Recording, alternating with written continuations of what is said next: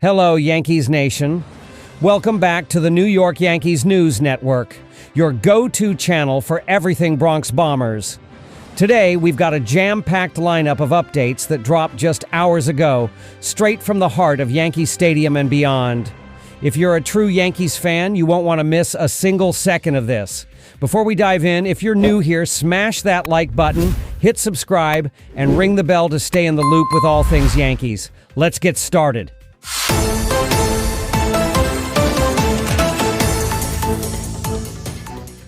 Update 1. Adam Ottavino's free agency saga. What's next for the veteran reliever? All right, Yankees Nation, let's kick things off with some fresh news about a familiar face in the Bronx. Veteran reliever Adam Ottavino. Our first update today is a juicy one. Adam Ottavino elects free agency. Again. That's right, just hours ago, the Yankees announced that Ottavino cleared waivers, turned down a trip to AAA Scranton Wilkes Barre, and is now a free agent for the second time in a week. Talk about a whirlwind. Now, if you've been following the Yankees' bullpen moves, you know Ottavino's no stranger to this rodeo. The 39-year-old righty was designated for assignment, or DFA'd, earlier this week, elected free agency, and then quickly re-signed with the Yankees. But here we are again, with Ottavino hitting the open market. So, what's going on? Is this the end of his pinstripe journey, or could we see him back in the Bronx for a third act? Let's break it down. Ottavino's been crystal clear about his priorities. In a recent chat on Foul Territory, he said, "Look, I'm 39. I've got over 13 years in the big leagues, and I'm not signing a minor league deal." That's a man who knows his worth. He's open to a big league contract with a 45-day advance consent clause. Basically, a deal that lets a team cut him within the first 45 days without owing the full salary. But AAA? Nah, that's not his vibe anymore. What's really interesting here is how open Ottavino was about his brief return to the Yankees. He mentioned the team was upfront about their plans, especially with star closer Devin Williams coming off the paternity list. "I knew it was probably a short stay," Ottavino said, "but they treated me great." He even got to pitch in 2 games during his 3-day stint, tossing 1 2/3 shutout innings. Not bad, right? Although he did walk 4 batters compared to 3 strikeouts, so it wasn't exactly vintage Ottavino. As a New York City native, Ottavino's got deep roots with both the Yankees and Mets. Over the past few years, he's bounced between the two, posting a solid 3.11 earned run average since 2022, with a 27.7% strikeout rate across 185 innings. That's the kind of experience teams crave in their bullpen, especially with pitching injuries piling up across the league. But here's the kicker. Ottavino's not looking to be a journeyman like some other relievers who've ridden the DFA carousel. He wants stability and a clear path to the majors. So, what's next for Ottavino? Could the Yankees bring him back yet again? Especially with Devin Williams struggling early this season? More on that later? Or will another contender scoop him up? Logic says there's a team out there that'll want his veteran arm, but Ottavino might be picky about geography or a team's postseason chances. Either way, Yankees Nation, this is a story to watch. All right, that's the first update locked in.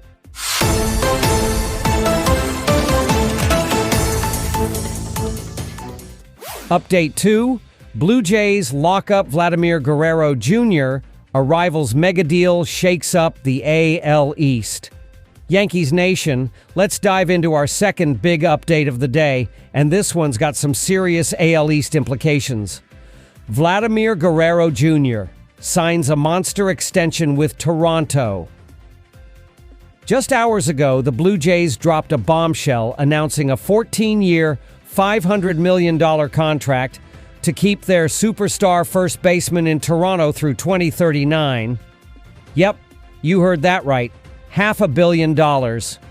While this isn't directly about our Bronx Bombers, it's huge news for the division. So let's unpack what it means for the Yankees. First off, let's talk about the deal itself. Guerrero, a 4-time All-Star who was set to hit free agency after this season, is now locked in with the Jays for the long haul. The contract includes a full no-trade clause, meaning Vlad's calling Toronto home for his entire career. No opt-outs, no deferred money, just a straight-up $500 million guarantee. But here's the wild part. $325 million of that is a signing bonus, paid out over the 14 years with the rest as salary. Why does that matter? Guerrero's a Florida resident, so that signing bonus dodges state income tax, and it's protected even if there's a labor stoppage. Smart move, Vlad. Now, you might be wondering, why should Yankees fans care about a Blue Jays deal? Well, for one, Guerrero's been a thorn in our side for years. Since his breakout in 2021, when he smashed 48 homers and nearly stole the MVP from Shohei Ohtani, he's been one of the game's elite hitters. Last year, he hit .323 with a .396 on-base percentage and a 165 weighted runs created plus. That's 65% better than league average. Keeping him in Toronto means the Jays lineup stays dangerous, especially with young studs like Bo Bichette still in the mix. But here's where it gets interesting for the Yankees. This deal takes Guerrero, who would have been the top bat in next year's free agent market, off the board. That shifts the focus to guys like Houston's Kyle Tucker, who's now the premier hitter available. Could the Yankees, who've been linked to big names like Juan Soto in the past, pivot to someone like Tucker to bolster their lineup against Toronto's strengthened core? Or maybe they'll double down on pitching to counter Vlad's bat. Something to think about with Devin Williams' slow start in our bullpen, which we'll touch on next. The Blue Jays front office, led by Mark Shapiro and Ross Atkins, was under pressure after missing out on stars like Soto and Ohtani. This extension is a massive win for them, but it also shows Toronto's all-in on competing in the AL East. For Yankees fans, it's a reminder that our rivals aren't messing around. Guerrero's youth, he's only 26, means he'll be haunting us for years, especially with that 293/370/517/ line over the last 4 seasons. The guy's got elite contact skills, power, and plate discipline, making him a nightmare for pitchers like ours. Still, there's a silver lining.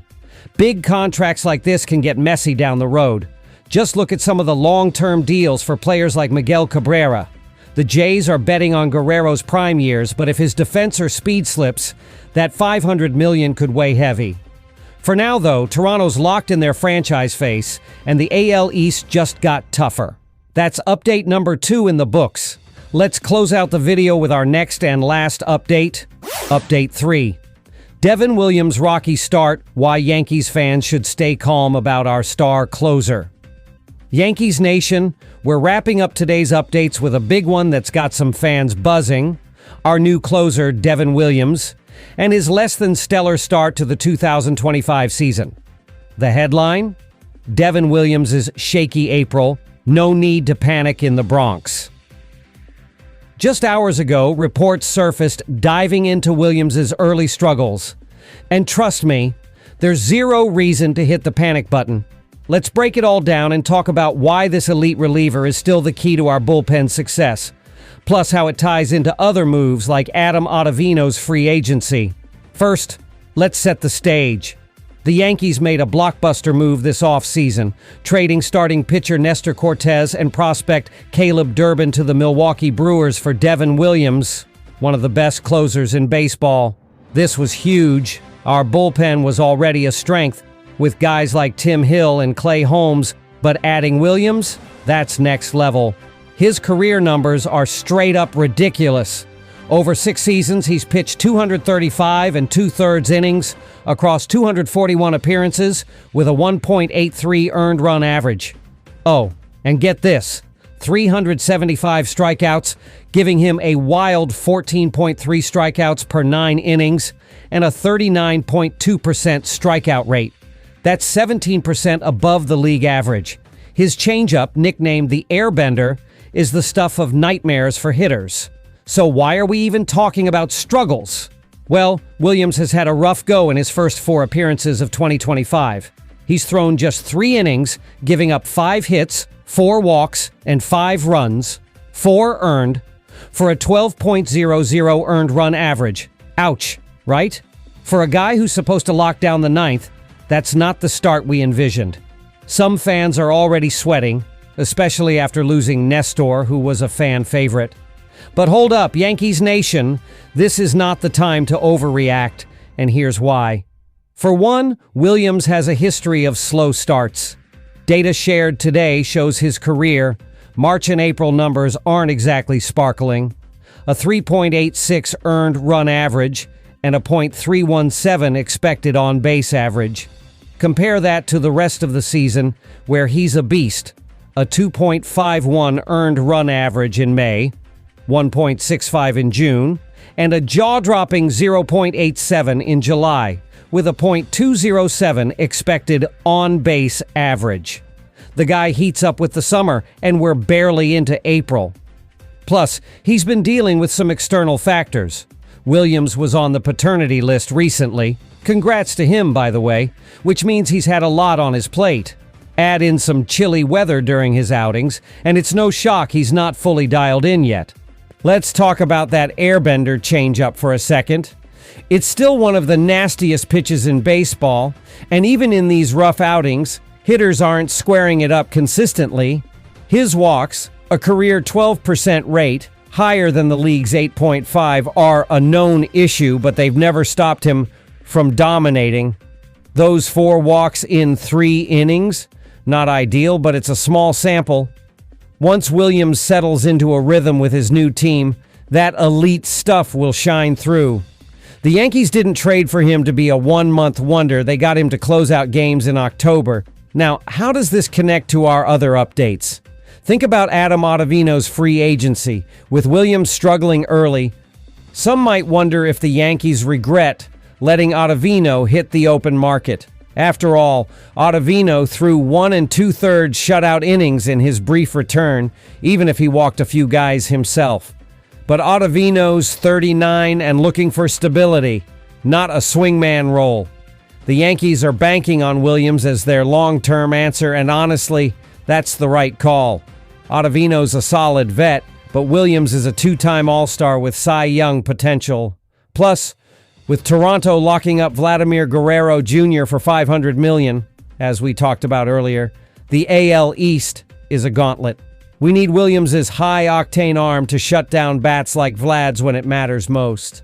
What's the big picture here? The Yankees' bullpen is still a powerhouse, even with Williams' bumpy April. Guys like Holmes and Hill can hold it down while Williams finds his groove. And don't forget, this team's built for the long haul after last year's World Series run. Weather's getting warmer, Williams is getting more reps, and that Airbender is about to start bending again. So, Yankees Nation, let's keep the faith. Our closer's just getting started. And there you have it, Yankees Nation. 3 massive updates keeping the Bronx buzzing. From Ottavino's free agency drama to Toronto's mega deal with Guerrero and Devin Williams' slow but sure start, it's never a dull moment with our Yankees. If you loved this deep dive, smash that like button, subscribe to the New York Yankees News Network, and hit the bell so you never miss a beat. Drop your thoughts in the comments. Are you hyped for Williams' rebound? Let's talk. Until next time, stay proud, stay loud, and go Yankees.